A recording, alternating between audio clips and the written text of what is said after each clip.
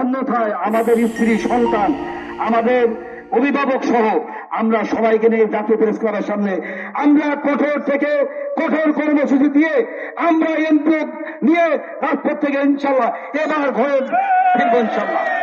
আমরা চাই না সেমন করে প্রস্তুত। আমরা মুসলমান, আমরা একজন মুসলমানের কথা বিশ্বাস রাখতে চাই। আমরা চাই আমাদের সম্ভ্রান্ত পরিবারের সন্তান ছিলেন আপনার সাহেব, ঢাকা বিশ্ববিদ্যালয়ের তাফসীর অক্সফোর্ড ঢাকা বিশ্ববিদ্যালয় সেখানকার প্রাক্তন অধ্যাপক, আজকে মাননীয় শিক্ষামন্ত্রী হয়েছেন, শিক্ষা উপদেষ্টা হয়েছেন। তিনি আমাদের দেয়া এই প্রতিশ্রুতি ইনশাল্লাহ রাখবেন, এই প্রত্যাশায় আমি আমার বক্তব্য শেষ করছি। সাংবাদিক বন্ধুদেরকে এবং শিক্ষক বন্ধুদেরকে ধন্যবাদ জানিয়ে, পাশাপাশি আমাদের এনএসআই, এসবি, ডিবি এবং পুলিশ কর্মকর্তাদের সকলকে ধন্যবাদ জানিয়ে আমি আমার বক্তব্য শেষ করছি। এখন আমাদের দুজন বক্তব্য দিবে আমাদের মনোমন সাহেব প্রচার করুন। যে সকল ভাইয়েরা এসেছেন, আমাদের আলোচনা ফলপ্রসূ হয়েছে। আমি শুধু এটুকু বলতে চাই, সাংবাদিকদের মাধ্যমে দেশবাসীকে জানাতে চাই, আমাদের যে আলোচনা হয়েছে, আমাদের সম্মানিত শিক্ষা উপদেষ্টা মহোদয় উনি যে কথা আমাদের দিয়েছেন ইনশাল্লাহ সে কথা রাখবেন। আমাদের আর এই রাজপথে আসতে হবে না।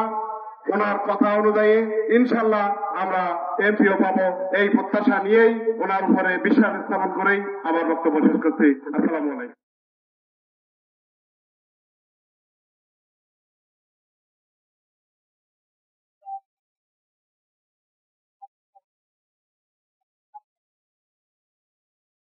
দীর্ঘ 20-25 বছর ধরে যে শিক্ষা প্রতিষ্ঠানগুলো মাননীয় আছে, এই শিক্ষক এবং পরিবারবর্গ মানবত জীবনযাপন করছে।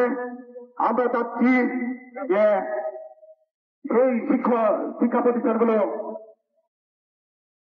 আপনার কয়েকদিনের মধ্যেই এমপিওর আদেশ জারি করবেন এবং মাননীয় সচিবকে উনি নির্দেশ দিয়েছেন যে নন এমপিও শিক্ষা প্রতিষ্ঠান এমপিওভুক্তর কার্যক্রম পরিচালনা করার জন্য আমরা ওনার কাছে অত্যন্ত আশাবাদ যে উনি আমাদের সকল শিক্ষা প্রতিষ্ঠান এমপিওভুক্ত করে আমাদের দুঃখ দুর্দশা দূর করবে এবং শিক্ষা প্রতিষ্ঠানগুলো